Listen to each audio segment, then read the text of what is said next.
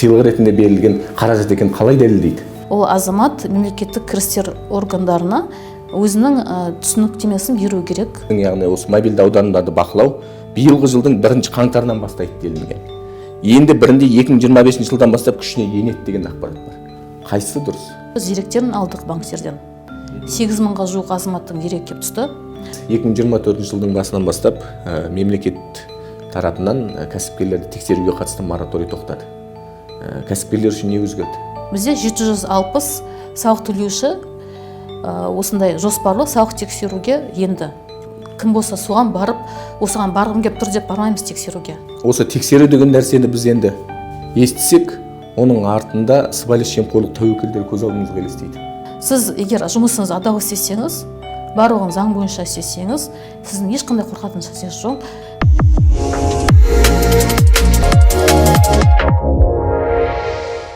Аңсарыңыз ақиқат па? Шарқырып іздегеніңіз шындық па? Демек, жолымыз бір. Ендеше жолы бірмен жөн сұраса отырайық.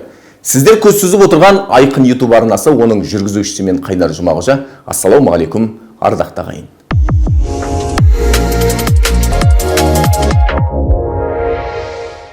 Я достар, біздің YouTube канал өткір сұрақтарға жүйелі жауаптар һәм салмақты сараптамаға толы. Ендеше көп сөйлеп созбайық, әдептен озбайық. Күн тәртібінде мобильді аударымдар, шағын және орта бизнесті мораторий алынып тасталды. Ендігі біздің кәсіпкерлердің тағдыры қалай болмақ? Осы төңірегінде әңгіме қозғайық. Ол үшін арнайы спикерді шақырдық. Таныс болыңыздар. Бүгінгі біздің спикеріміз Қазақстан Республикасы Қаржы министрлігі Мемлекеттік кірістер комитетінің ресми өкілі Айнұр Нұрлашқызы Сартаева ханым. Айнұр ханым, қош келдіңіз. Енді Айнұр ханым, өзіңіз білесіз, қазір елімізде әсіресе мобильді аударымдарға қатысты сұрақ көп. Қараша халық білгісі келген бірқатар сұрақтарды жиып теріп сіздің алдыңызға алып келіп отырмыз. Соларға нақты әрі жүйелі жауап береді деген сенімдемін. Сізбен біздің сұхбатымыз осы біздің халқымыздың көкейінде жүрген сұрақтарға нақты жауап алатындай сұхбат болса екен деген тілек бар. Енді бірінші сұрақ мынадан бастайықшы. Жыл басынан биыл өзіңіз білесіз, 2024 жылдың басынан мобильді аударымдар тексеріледі деген әңгіме шықты. Ресми ақпарат бұл. Бұны естіген қараша халық алай-дүлей күй кешіп отыр. Осы тұрғыда заңды сұрақ туындап отыр. Бұл әдіс, яғни мобильді аударымдарды тексеру қалай жүзеге асады? Халыққа түсінікті болсыншы, жеке мақсатта біз оны қолдана беруімізге болады. Және ол жеке мақсатта аудара беруге ешкімде шектеу қойып отырған жоқ. Бұл жерде тек қана кәсіпкерлік мақсатта алынған табыстарды мобильді аударым ретінде, яғни жеке тұлғаның шотына алуға болмайды деген сөзді білдіреді. Және бұл жерде мынандай критерий бар, нақты. Яғни бәрінікі жаппай тексерілмейді. Тек қана егер бір жеке тұлғаның жеке шотына бір айда 100 әртүрлі адамнан ақша түсіп тұрса, және де ол үрдіс 3 ай қатарынан қайталанса, сол жағдайда ғана бұл азаматқа қатысты сұрақ туындайды. Әр айда 100-ден астам, яғни 3 айда 300-ден астам мобильді аударым болуы керек. Аударым және әртүрлі адамдардан болу керек. Мысалы, бірінші айда 100 әртүрлі адамнан, екінші айда 100 әртүрлі адамнан, және үшінші айда 100 әртүрлі адамнан мобильді аударымдарды сіз өзіңіз жеке шотыңыз алып отырсаңыз, аударым ретінде, сол жағдайда ғана сізге қатысты сұрақ туындайды. Ал басқа жағдайда туындамайды. Жақсы, енді былай қарастырайықшы, бізде мысалға жеке тұлға және заңды тұлға деген екіге бөліп қарастырсақ. Сіз айтып отырған бағанағы әдістер тек қана заңды тұлғаларға қатысты ма, әлде жеке тұлғалардың да мобильді аударымдар қазір тексеріле ме? Бұл жеке тұлғаларға қатысты. Жеке тұлғалардың өзі кәсіпкер болып те бөлінеді ғой. Кейбір жеке тұлғалар кәсіпкерлігін ашып та жұмыс жасап отыр. Кәсіпкер болып, жеке кәсіпкер болып ашса, ол заңды тұлға есептелмейді. Ол жеке кәсіпкер болып есептеледі. Яғни жеке кәсіпкерлердің жеке шоты болады. Және кәсіпкерлік шоты болады. Осы жағдайда оның жеке шотына түсіп отырған мобильді аударымдарға қатысты бақылау болады. Ал біздікіне қарапайым халыққа, яғни біз мысалға кәсібіміз жоқ ешқандай. Біздікі тексеріле ме? Жалпы жеке тұлға, мысалы сіз кәсіпкер болып тіркелмеген болсаңыз, және сіз жалпыға бірде декларациялау аясында әлі декларация тапсырып отырмаған болсаңыз, онда сізге қатысты бұл бақылау 2026 жылы ғана болады.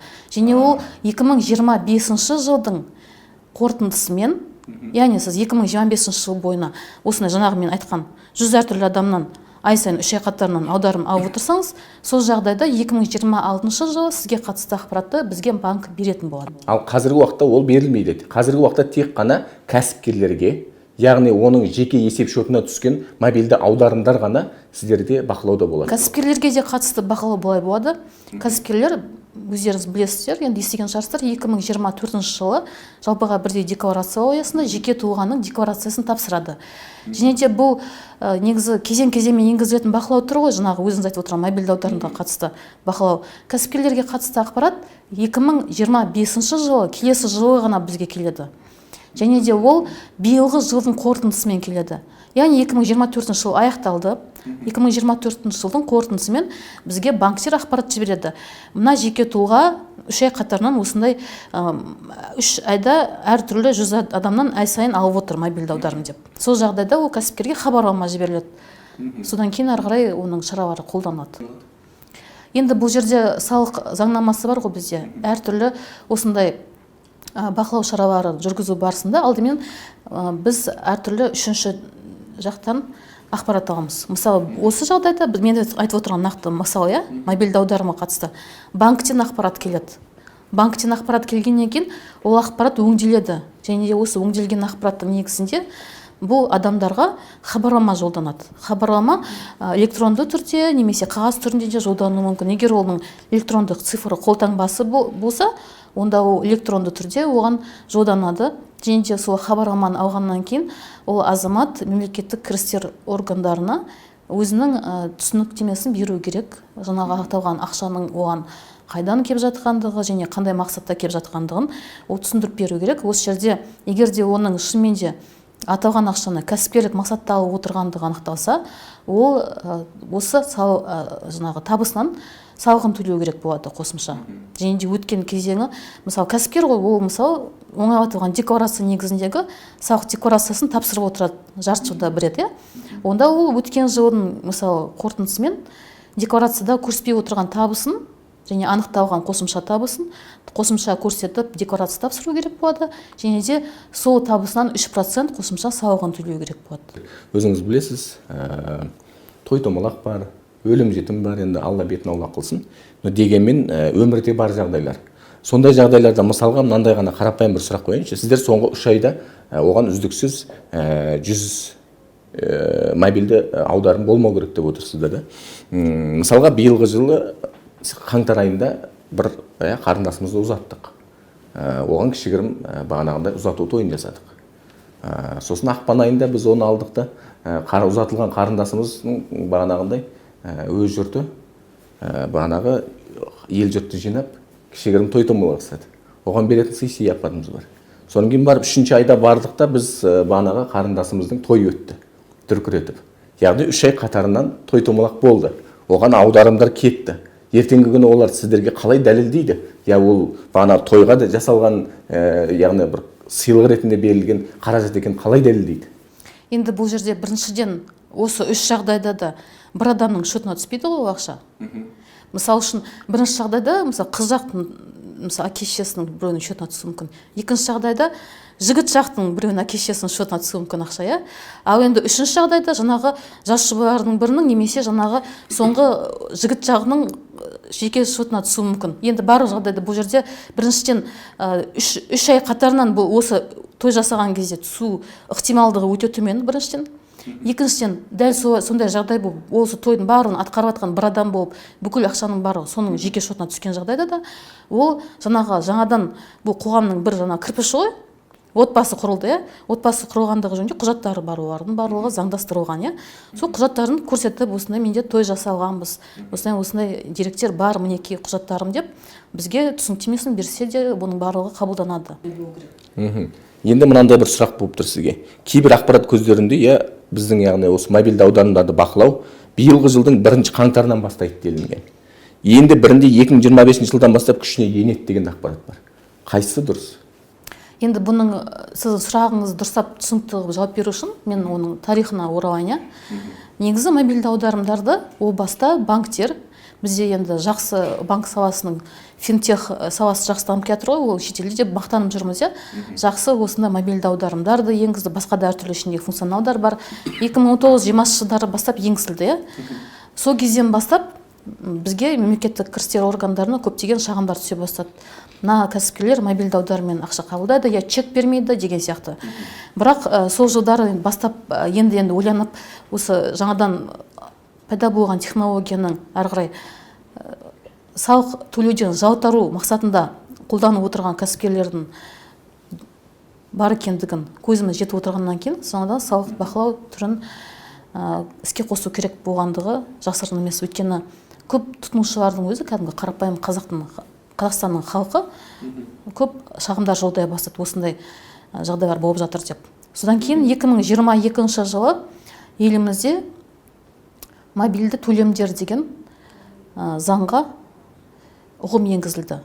Мобильді төлемдер ол кәсіпкерлік мақсатта ақшаны қабылдаған кезде, мен мысалы кәсіпкерлік қызмет айналыстым, бір тауар саттым сізге немесе бір қызмет түрін көрсеттім.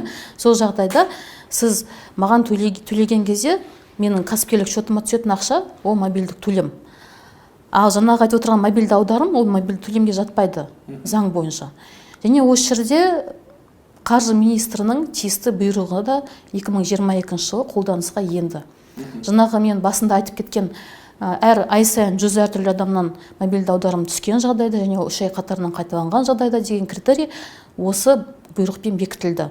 Және осы бақылау түрі 2022 жылдың қорытындысымен бізде өткен жылы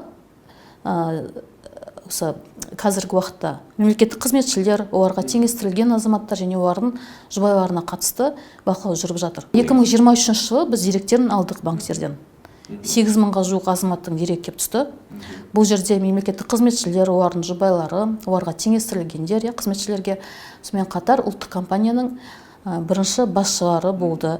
Және де бұл жерде 8.000-ға жуық азаматтың деректері келіп түсті. Қазіргі уақытта талдау жұмыстары жүріп жатыр. Және де қосымша ақпараттар қажет болады. Толықтай талдау жұмыстарын жүргізу үшін осыдан кейін ғана бұл 8.000 азаматқа хабарлама жолданады. Одан кейін олар өздерінің түсініктемесін берсе, осы жерде мәселе қарастырылады. Енді екінші кім тексеріледі? Өткен жылы бізде бюджет саласының қызметкерлері декларация тапсырды. Мұғалімдер кәдімгі, мәдениет саласының қызметкерлері, дәрігерлер, сол бюджет саласының жұмыс жасайтын және олардың жұбайлар аталған азаматтар бойынша да бізге ақпаратты биыл банктер жібереді. Өткен жылдың қорытындысымен. Ал енді жеке кәсіпкерлерге қатысты ақпарат бізге келесі жылы ғана келеді. Яғни оларға қатысты бүкіл бақылау келесі жылы 2025 жылы іске қосылады деген сөз. Ал кәдімгі жеке тұлғаларға, егер олар мұғалім болмаса, мемлекеттік қызметші болмаса, кәсіпкер болмаса және аталған азаматтардың үйінде жұбайы болмаса, жолдасы болмаса, онда кәдімгі басқа азаматтарға қалған 2026 жылы ғана бақылау жүргізілетін болады. Бұл енді ресми ақпарат, үкіметтің өзінің берген ресми ақпараты. Жақын жандарға жасалған аударымдарға салық салынбайды деді. Ал енді сіздер бағана 100-ден астам, 200-ден астам аударымдан қайсысы жақын, қайсысы туыс, қайсысы бауыр екенін қалай анықтайсыздар? Сізге не үшін ол ақшаны аударды? Жоқ, соны түсіндірмей қалай жазамыз біз? Туған күніңіз болды. Сіздің туған күніңіз қай уақытта екенін сіздің құжатыңызда расталған ғой. Біріншіден. Ал егер де басқа да Құдай бет аулақ, енді басқа да жағдай болып сізге көмек ретінде жіберген болса, аталған жағдайды растайтын фактілер де болуы мүмкін сізде. Енді бұл енді қарапайым халықты бір қағазбастылыққа итермелемей ме? Бұл тек қана біздің қаржылық сауаттылығымыз.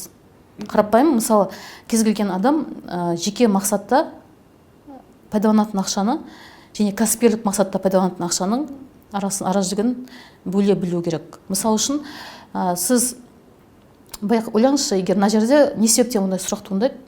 Бұл салық төлеудің адалдығы. Бұл жерде не үшін осы бақылаудың барлығы жүргізіліп жатыр? Біз мысалы салық органдарының қызметкерлері соншалықты көп емес, әр адамның артында барып, үйіне барып, жеке-жеке ақшасын сынап жүретіндей. Біріншіден. Сол үшін ешнәрседен қорқудың қажеті жоқ. Және салық органдарына дәл өздеріңіз сияқты адамдар отыр. Оған бәріне түсіндірмей берсеңіздер, олар да түсінеді айтқан әңгімені. Екіншіден, ал үшіншіден, сіз мысалы ойлаңыз, мысалы сіз белгілі бір мекемеде жұмыс жасайсыз, сіздің әр айлығыңыздан ай сайын сіздің бухгалтерияңыз 10% жеке табыс салығын ұстап қалады. Білесіз ғой? Сіз төлейсіз ғой ай сайын. төлейсіз. Иә, 20%. Иә, одан зейнетақы қоры бар, басқа да соның төлемдерін бәрін сіз төлеп отырсыз. Кәсіпкерлер де солай, мысалы, бюджетке солай өзінің қалтасынан тапқан адал табысынан адал салығын төлеп отыру керек. Не себептен? Өйткені бұл біздің еліміздің біріншіден дамуы, әлеуметтік жауапкершілігі болу керек әр адамның. Маған неге мемлекет осындай көмектеспеді дегеннен бұрын, бірінші мен осы мемлекеттің дамуы үшін қандай үлесімді қостым деген сұрақ қоя білу керек алдымен өзіне. Мына жерде мысалы кәсіпкерлер бай түсінгені дұрыс, негізі кәсіпкерлікпен айналысқан жағдайда ол егер заңдастырып жұмыс жасаса, ол өте тиімді, төменгі салық ставкамен жұмыс жасай алады. Және оған кәсіпкер болып жасап салық төлеген бұл жағдайда тиімді болады. Өйткені жеке тұлға ретінде төлесе, ол жерде 10% ставкамен төлеу керек болады салықты. Сол үшін осыны ойлану керек. Өте жақсы айттыңыз. Жеке тұлғалар, яғни біз айлығымыз бен шайлығымызда күнелтіп жүрген біз 10% төлейміз. Кәсіпкерлер енді кәсібінен нәсібін тауып отырған азаматтар ең жоғарғы бағанағы жауапкершілігі шектеулі серіктестердің өзі максималды 4%-ға дейін ғана, табысың 4%-ға дейін ғана төлейді. Енді бұл жерде бір әділетсіздік орын алып жатқан жоқ. Елімізде енді осындай өзі жұмыспен қамтып, белгілі бір кәсіптің көзін ашып, басқа халыққа, қарапайым халыққа қызметін көрсетіп, тауарын сатып, сондай кәсібін дөңгелетіп жатқан азаматтарға бізде мемлекет тарапынан оларға жұмыс жасау үшін, ыңғайлы болу үшін осындай арнайы салық режимдарды іске қосқан болатын. Неге 1%, неге 4% деп сұрап отырсыз ғой? Жоқ, былай ғой. Неге жеке тұлғаларға бізге 10%, неге ірі кәсіпкерлер 4% төлейді? Бұл жерде, соны түсіндірейін деп жатырмын сізге.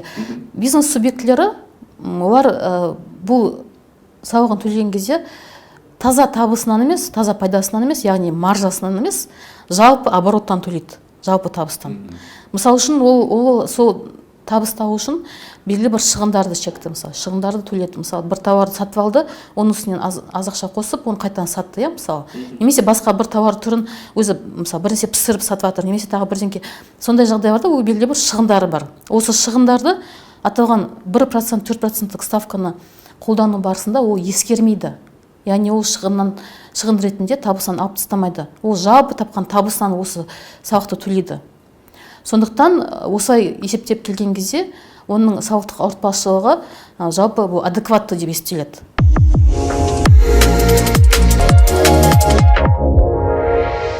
Жақсы. Енді мобильді ақша аударымдары қазір енді тексеріледі деген ақпарат шықты жылдың басынан. Базардағы сауданың ақша айналымы да өзгеріп кетті. Барлығы егерде қолма-қол ақшамен төлесеңіз 5% жеңілдік жасап берем деп халықты қолма-қол ақшаға қайтара итермелеп жатыр кәсіпкерлер. Бұл енді заңға томпақ қой. Тұтынушылардың құқығын шектеу біріншіден. Бірінші заң бұзушылық. Екінші заң бұзушылық, бір тауарға екі баға қоюдың өзі дұрыс емес. Ол заң бұзушылық.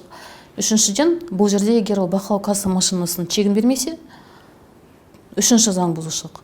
Төртінші заң бұзушылық, егер де ол мен мысалы картамен бардым, банк картасымен, мен қалтамда қолма-қол ақша жоқ, ол айтады маған, мен сіздің картаңызбен ақша қабылдамаймын, пост терминал менде жоқ, сіз маған қолма-қол ақшамен төлеңіз деп айтады. Мен айтам, менде қолма-қол ақша жоқ, картамен қабылдаңыз деймін. Ол қабылдамайды.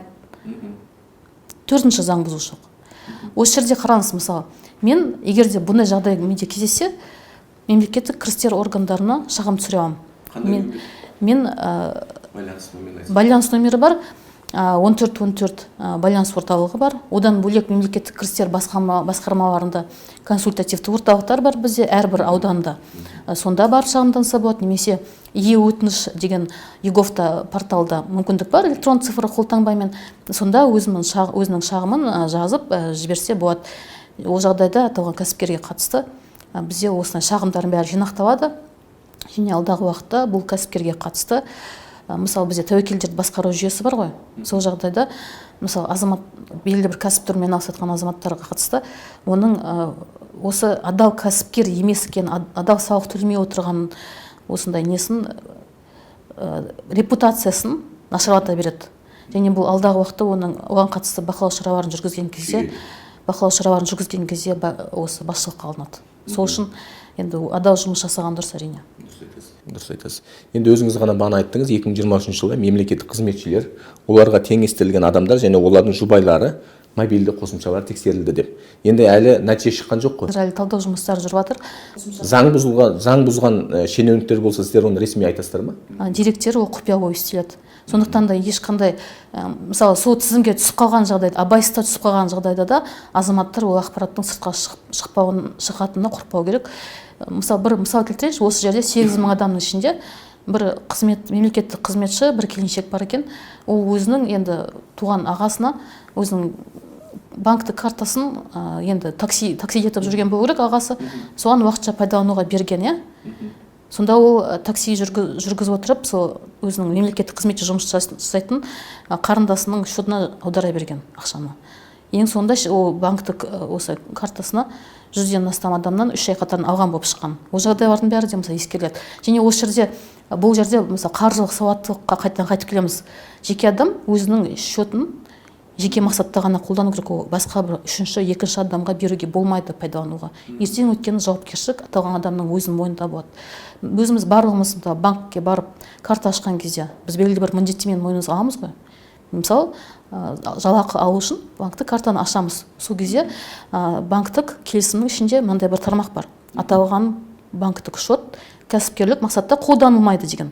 Және мен сол картаны алып атқан кезде мен сол тармақпен келістім. Және картаны алып атқан кезде мен қол қойдым сол келісімге.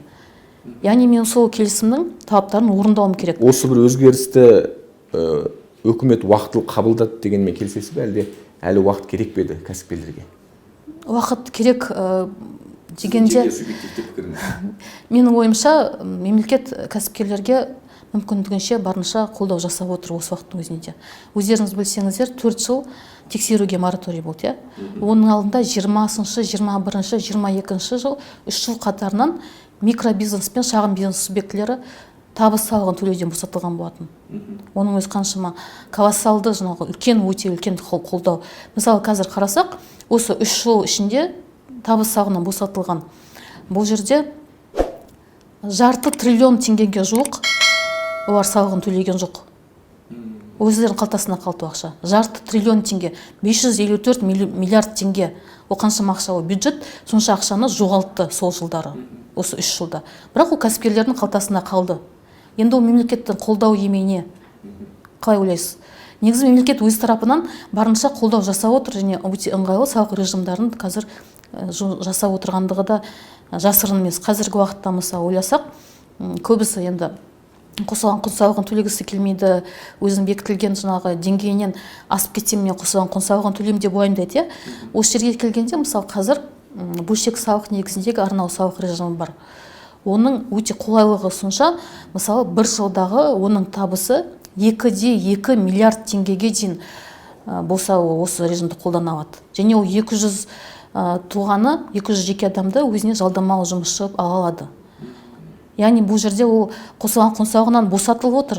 Жылына 2,2 миллиард теңге табыстап, қосылған құн салығын төлемей деп отырмыз оған. Өте ыңғайлы тәсіл ғой мысалы. Және де бұл режимді 360 түрлі кәсіп түрімен айналысатын. Барлық дерлік кәсіпкер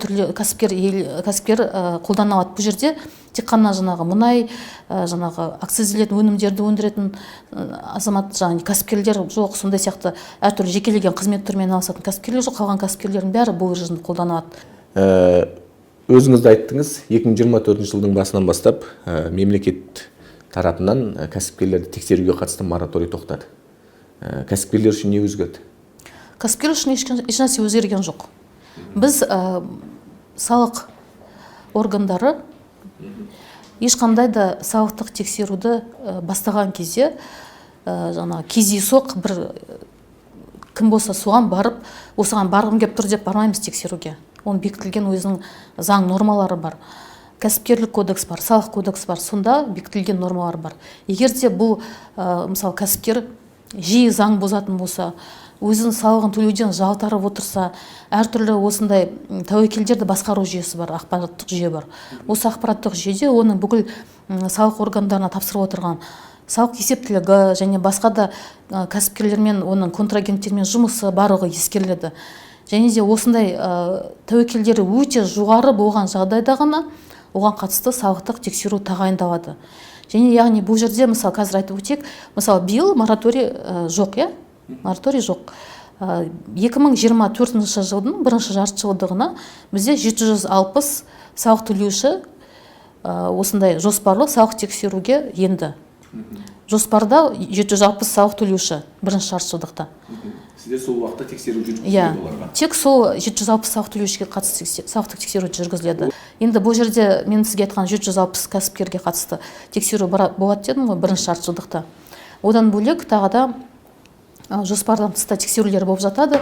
Негізінен бұл жаңағы мысалы құқық қорғау органдарының келген солардан келген әртүрлі сұрау хаттар негізінде жоспарлы тексеру дегенді біз түсіндік. Яғни сіздер алдын ала ескертесіздер.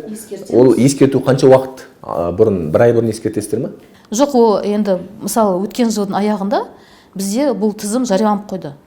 2023 жылдың аяғында біз бұл тізімді жариялап жалпы кәсіпкерлердің барлығына назарына жеткіздік. Осы жерде бір заңды сұрақ тағы туындап отыр. Мысалға 2019 жылдан бері қарай 4 жыл бойы мораторий болды ғой. Сіздер ертең мысалға тексеруге барған кезде сол 4 жылғы мораторий кезіндегі бағанағы құжаттарды да көтересіздер ме, әлде тек қана соңғы жылдыкін ба? Жалпы бұл жерде мысалы қараңыз, егер де бұл 3 жылдық кезеңде алатын тексеру болса, онда ол өткен 3 жыл үшін тексеріледі. Жалпы бізде мынау салық заңнамасында талап ету мерзімі деген ұғым бар. Срок исковой давности дейді ғой, түсінікті болу үшін айтайыншы. Ол 3 жыл салық төлеушілер үшін. 3 жылдық мерзімді тексереді. Және де кейбір жағдайларда, мысалы жоспардан тыс әртүрлі тексерулер болып қалуы мүмкін. Ол кезде нақты бір мысалы қысқа мерзімді ғана тексеретін болып баруы мүмкін. Ол жерде қайтадан әртүрлі жағдайларда әртүрлі тағайындалады, тексерулер соған байланысты. Тексеру тағайындалғаннан кейін де бұл жерде тиісті құжат шығады, предписание дейді. Сол құжат шыққаннан кейін ол міндетті түрде прокуратура органдарына тіркеледі. Прокуратура органдары да тіркеліп, сол мемлекеттік органның келісімінен кейін ғана тексеру тағайындалып, ары қарай тексеру басталады. Тағы бір әлеуметтік желіден келген сұрақ. Мен заттарымды біреуден сатып аламын дейді. Осында әкелу үшін көлік жалдаймын. Жүк көтерушіге төлеймін. Мұның барлығы мен үшін шығын. Ал билік оны есептемейді. Мысалы, мен бір заттың ақысын терминал арқылы қабылдасам, үкімет сол ақшаның бәрі менің қалтама кетіп жатыр деп ойлайды. Бірақ одан жоғарыда айтқан шығынды да алып тастау керек қой деген бір жазба қалдырыпты. Бұған қалай жауап бересіз? Енді егер шығындары өте көп болса, кәсіпкер ол шығындарды есепке алатын, ескеретін жалпыға ортақ салық режимді қолдануына болады. Бірақ енді бұл режимді қолдану үшін ол есепші жалдау керек. Сондықтан да біз жаңадан ашып отырған микробизнес субъектілеріне, жаңадан ашып отырған кәсіпкерлерге осы 1%-тік, 3%-тік салық режимдарын қолданатын, және ол жерде ешқандай шығындарын ескермейтін, өте оңай салық есептілігін тапсырмайтын да салық режим бар. Мысалы, қазіргі уақытта e-салық бизнес мобильді қосымшасын пайдалану арқылы қолданатын салық режимінің түрі қолданысқа енді өткен жылдан бастап. Бұл режимді қолданған жағдайда кәсіпкер өзінің кәсіпкерлігін де жаңағы мобильді қосымшаның ішінде отырып аша алады. Және ол үшін ол ешқандай да салық есептілігін тапсырудың керегі жоқ. Барлық жұмысын, әрекетін сол мобильді қосымшаның ішіне жасайды. Мысалы үшін бақылау касса машинасын сатып алу керек, ол кез келген кәсіпкер оны жүргізіп отыру керек, иә. Кез келген мысалы тауар саттың ба, чек беруің керексің. Бір қызмет түрін көрсеттің ба, чек беру керексің, иә, өзің тұтынушыңа, клиентіңе. Яғни бұл жерде ол бақылау касса машинасын сатып алмайды. Яғни ол бақылау кассасының машинасының функциясы аталған мобильді қосымшаның ішінде бар. Бұл мобильді қосымшаның ыңғайлылығы сонша, осы мысалы бір ай өтті ма, бір айдағы қанша оның жалпы табысы болды, қанша обороты болды, содан оның салығын есептеп береді, зейнетақы қорына аударатын ақшасын, жаңа айтып отырған өзіңіздің әлеуметтік төлемдердің барлығын есептеп береді, және де оны тек төлеу ғана алады, болды. Осындай ыңғайлы режимдерді қолданса болады. Жақсы, енді мораторий алынып тасталды. Қазіргі кәсіпкерлердің көңілі қалай болып жатыр? Кәсібін жабам деген бағанағы өтініш қанша келіп түсті сіздерге жыл басынан бері? Сондайда бір дерек пен дәйек бар ма? Енді қазіргі уақытта елімізде 1.700.000 1.800.000-ға жуық жеке кәсіпкерлер бар. Бұл салық режимдарын қолданатын, жалпы жаңағы өзіңіз айтып отырған 1-3% салық режимдарын қолданатын кәсіпкерлер көбінесе. Олардың барлығы осы режимдардың қолайлылығын сезініп, осы режимде жұмыс жасағысы келеді. Және де кәсіпкерлердің саны азайып жатыр деген дерек дұрыс емес. Себебі керісінше, мысалы өзіңіз мысалы алдында келтірген мораторий болған кезең 20, 21, 22 жылдары керісінше кәсіпкерлердің табысы молайып, олардың санының артқанын бақылау тенденциясы бар. Сондықтан да қазір мораторий болды екен деп, олар өзінің жұмыс жасап отырған кәсібін тоқтай жаппайды ғой. Бәрібір де кез келген адам өзінің жаңағы ашқан бизнесін өз үшін ашты ғой. Белгілі бір табыс табу үшін ашты. Өзіне ұнайды мүмкін сол жұмыс. Сол мақсатта ашты. Енді мораторий болады деп, оны жабудың өзі де қисынға келмейді. Себебі, егер жұмысты адал жасасаңыз, салығыңыз уақытылы төлесеңіз, сіздің ешқандай қорқатын ешнәрсеңіз жоқ. Мораторий болғанның өзінде де, болмағанның өзінде де бізде салықтық тексеруге алынған кәсіпкерлердің саны барлық кәсіпкерлердің санынан есептегенде 1 ғана %. Содан ақ есептей беріңіз, қалған 99% кәсіпкерге тексеру жүргізілген жоқ деген сөз.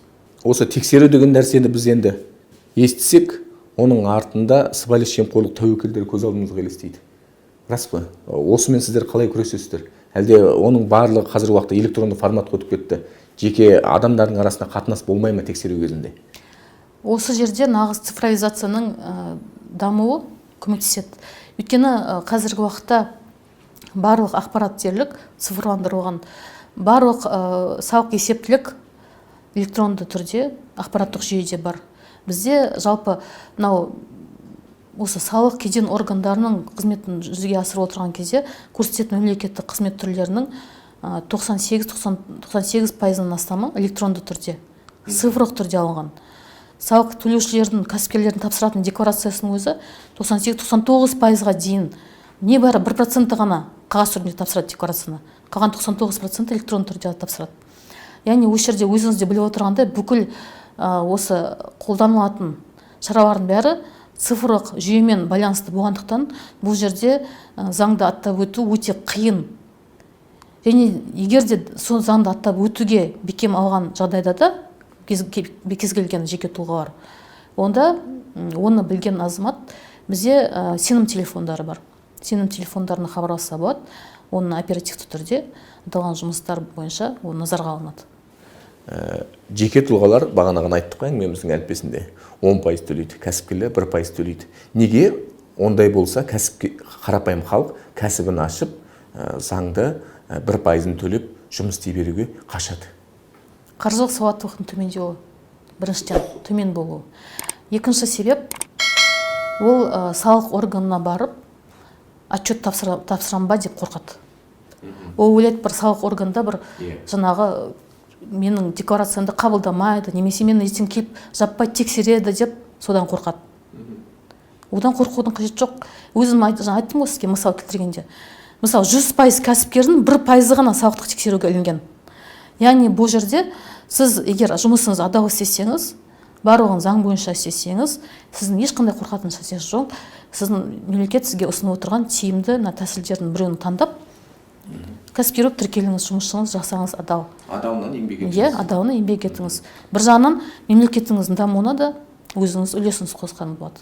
Кез келген мемлекеттік орган кәсіпкерді тексеретін кезде кәсіпкер білуі тиіс 3 қағиданы атап беріңізші.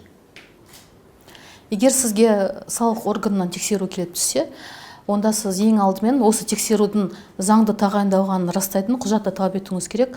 Және де бұл құжат қаулы, яғни предписание міндетті түрде прокуратура органдарына тіркелу керек. Яғни сіз ол предписаниенің ішінде прокуратура органның белгісін көруіңіз керек, біріншіден. Екіншіден, сіз бұл өзіңізге тексеруге келіп отырған азаматтың нақты сол мемлекеттік органда жұмыс істейтіндігін растайтын өзінің қызметтік құжатын талап ете аласыз.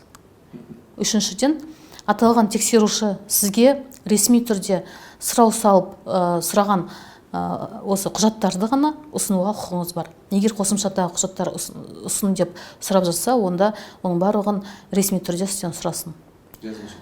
жазбаша түрде.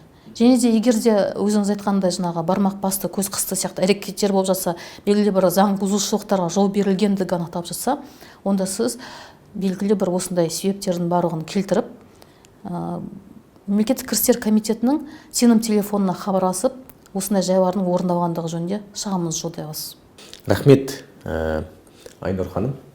Бір қысқа ғана уақытта халықтың ішінде жүрген, көкейінде жүрген сан түрлі сауалдарды қойып үлгердік. Және сіздің тарапыңыздан да бір жүйелі жауаптар алдық деген ниеттеміз. Жұмыстарыңызға табыс тілейміз. Ең бастысы кәсіпкерлеріміз адал болсын, елін адал болсын, өзін адал болсын деп тілейміз. Келесі кездескенше аман сау болыңыздар.